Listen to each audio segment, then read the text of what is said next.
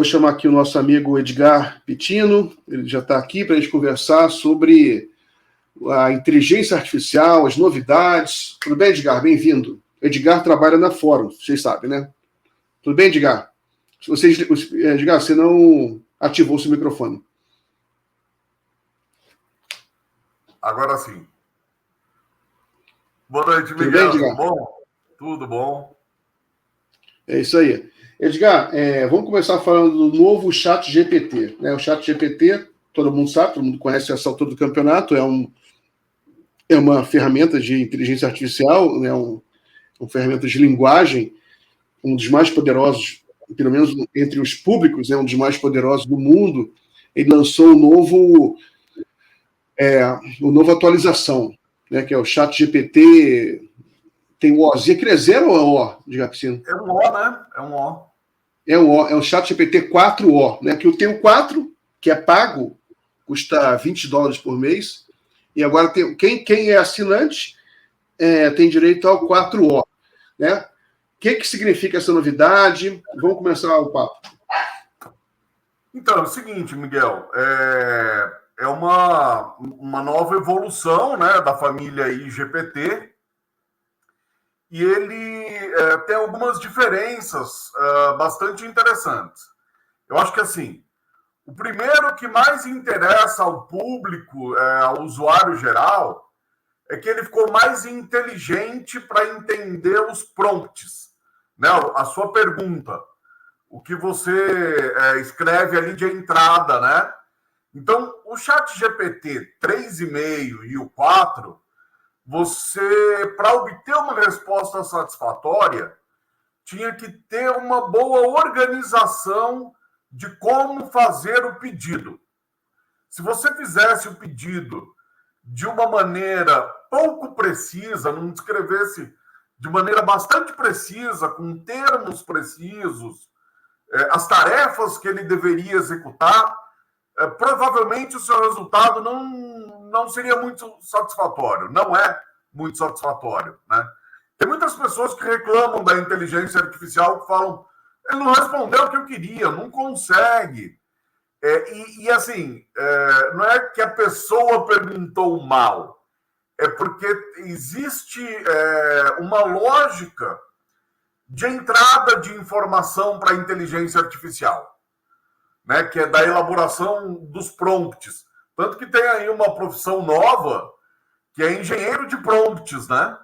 Que são pessoas especializadas em fazer prompts bem estruturados para a inteligência artificial responder de maneira satisfatória. Primeira diferença é que o ChatGPT-4 ele tem como se fosse um engenheiro de prompt embutido.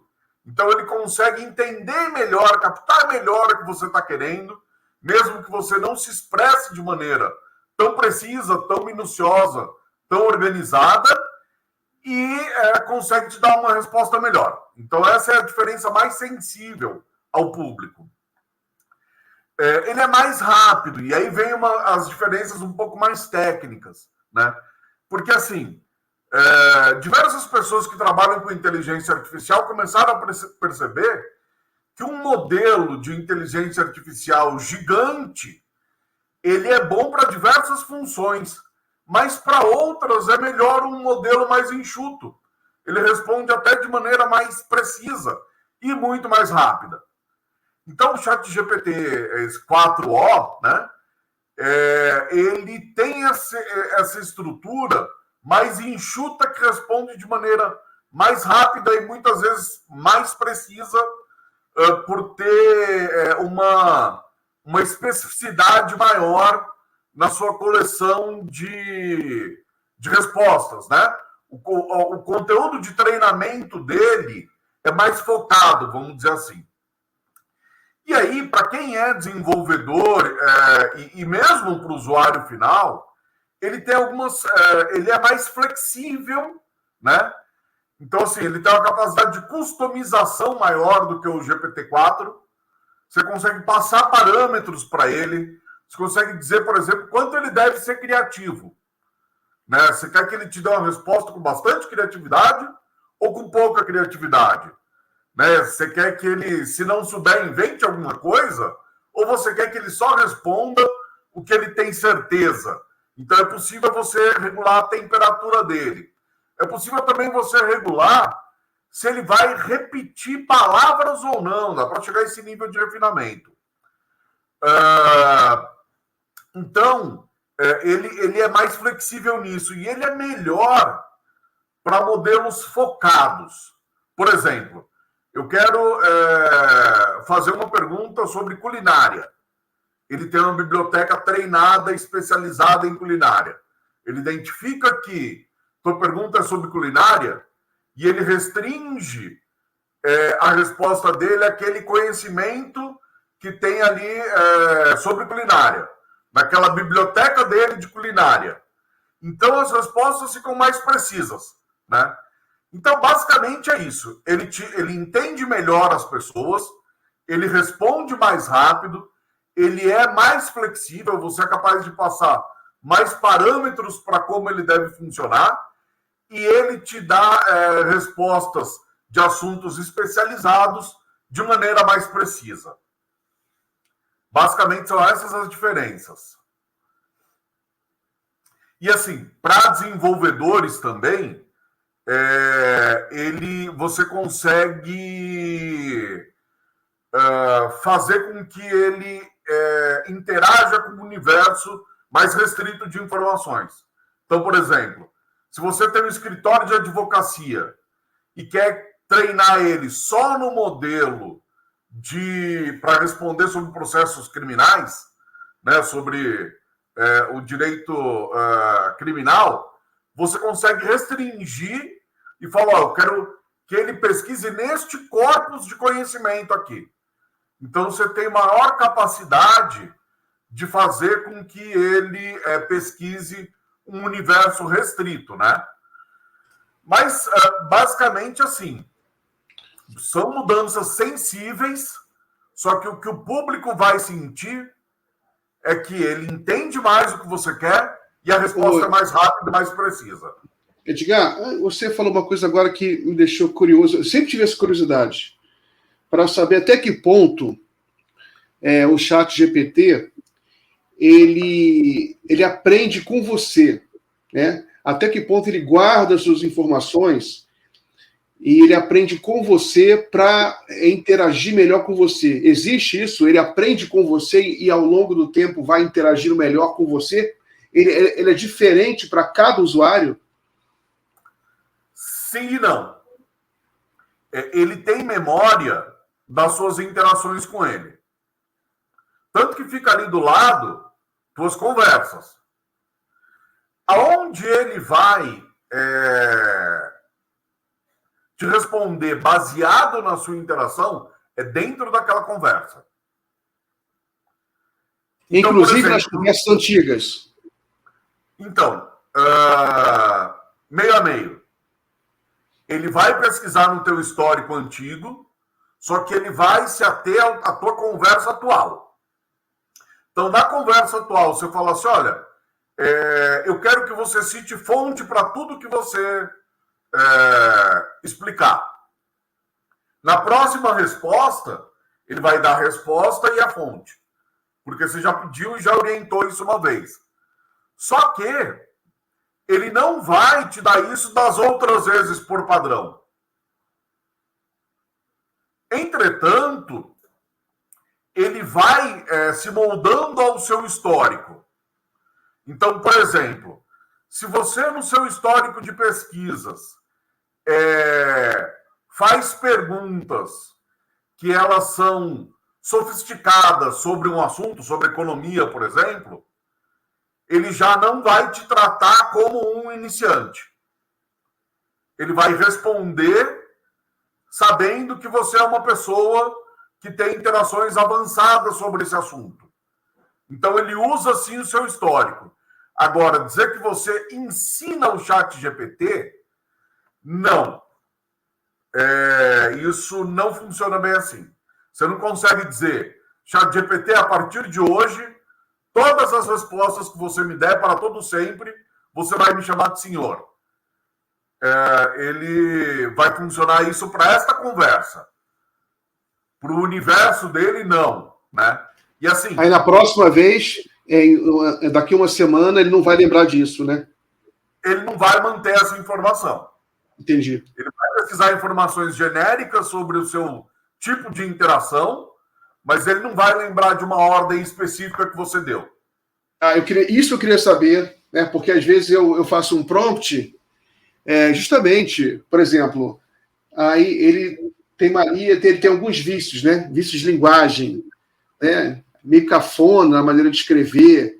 Às vezes eu falo para ele, pô, deixa de ser cafona, pare de usar tanto adjetivo, pare de usar tanto adjetivo, né?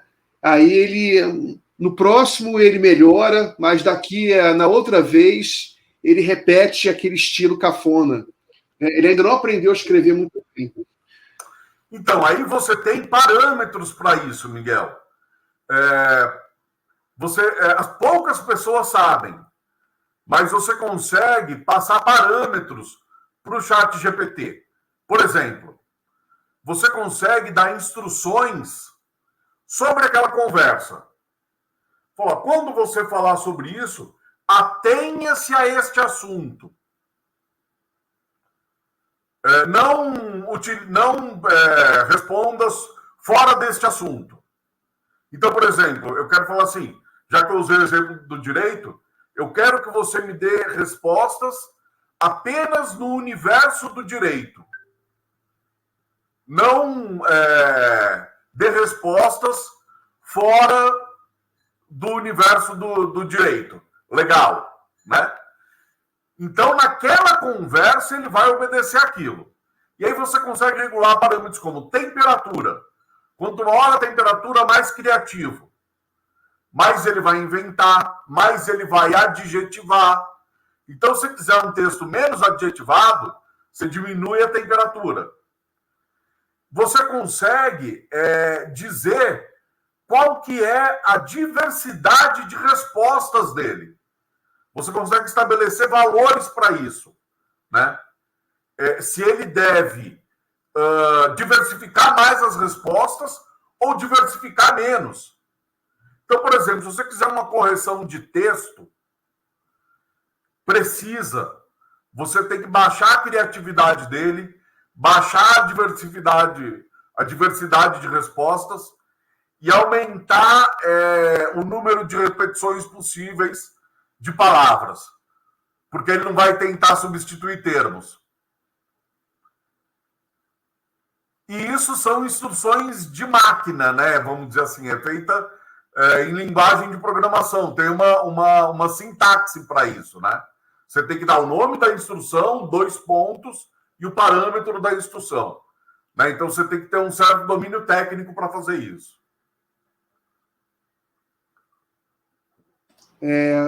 Você viu que o Twitter, né, o X, lançou agora o Grok, né? Para quem é assinante do Twitter Premium, você pode usar o Grok. Eu ainda não usei muito, até estava enquanto conversava, fiz aqui um prompt ou outro, mas eu não usei muito. Você tem alguma informação? O que você acha desse Grok? Então, Miguel, o Grok, a promessa do Elon Musk é ele ser uma inteligência artificial com poucos filtros. Então, você pode ver que o Gemini e o ChatGPT, eles são bastante politicamente corretos. Né? Eles têm uma política de uso ali que é restritiva. Por exemplo, se você chegar para o ChatGPT e falar assim, me dê 10 frases para eu ofender o Miguel do Rosário. Pesquise sobre o Miguel do Rosário na internet e me dê 10 frases para eu ofender e magoar ele. Ele não vai te dar essa resposta. Ele vai falar, isso não é adequado, tal. Já o Grok promete te dar essa resposta. Ele é o liberal, né? Não, cabe a você usar. Se você usa certo a arma ou não, é você. Não depende de mim, né? Então, eu sou só uma inteligência artificial. Quem vai julgar sobre o uso dela é você. E aí, eu não testei diretamente isso, mas vi matérias que já estava causando preocupação o Grok, porque ele tinha menos filtro, por exemplo, era possível você fazer com que ele te ensinasse a cometer atos ilícitos, facilitasse a cometer atos ilícitos, né? Então, por exemplo, eu vi uma matéria falando que é possível você ir induzindo a ele, falar como é que eu dou esse tipo de golpe, e ele vai te dizendo como você pode dar esse tipo de golpe. Então, eu fico meio preocupado de uma inteligência artificial na mão do Elon Musk, para dizer a verdade. Não usei o Grok de maneira mais aprofundada, mas o que eu tenho lido é que ele tem poucas travas, e isso, de fato, pode ser um problema. Pode ser um problema social. Muito bem. Tem uma pergunta aqui da Maria Angélica Codibelli, só que você já respondeu. Angélica, eu já perguntei exatamente isso, ele respondeu já. E como só tem um minutinho, comentário rápido sobre o Gemini, né, que é a ferramenta nova do Google. Cara, o que mais intriga que vem aí não é nem o Gemini, é o próprio Google. O Google vai ser remodelado inteiro em breve, já está em teste nos Estados Unidos, e ele vai parar de te dar links como ele te dá hoje e vai começar a te dar respostas. Então, o Google, como a gente conhece hoje, praticamente vai morrer. Praticamente não, ele vai morrer. Ele já começou a fazer isso, né? Ele já te dá uma respostinha no início. Vai aprofundar isso. Agora vai ser tudo assim. Porque, assim, às vezes, quando ele detecta uma pergunta, ele te dá uma resposta. Agora, quando você coloca lista de bancos do Brasil, ele não te elabora uma resposta diretamente com o IA. Ele te dá as listas, né? Ele vai parar de ser assim, ele vai te responder tudo com o IA daqui para frente. Algumas coisas hoje ele já responde com IA e outras não. E ele dá os links depois. Isso vai mudar. Ele vai te dar a resposta com IA, vai te dar alguns links, vai te dar compras, vai te dar lugares, vai te dar algumas categorias de respostas sobre aquilo. E aonde você vai ver mais links vai depender do que você quiser ver, do que você escolher. Então, o sentido que o Google é hoje vai mudar totalmente. E isso é só o começo. Porque depois ele vai começar a implementar mudanças mais profundas. Que assim, ele vai começar a responder de acordo com o teu perfil. Um pouco que o ChatGPT já faz hoje. Por exemplo, ele vai identificar se é uma criança que está interagindo e vai responder de uma maneira mais fácil. Ou uma pessoa que tem dificuldade com a linguagem e vai responder de uma maneira mais simples. E ele vai chegar ao ponto que você vai filmar uma esquina na rua e fala assim, eu não sei aonde eu estou, Google. Me diga onde eu estou e eu quero chegar no endereço tal. Ele vai identificar pelo Google Street onde você está e já vai te dar o mapa e já vai te direcionar para o GPS. Legal. Eu tentei fazer isso um dia desse aí, que eu estava meio perdido, só que não deu certo. Agora, então, vai dar, né?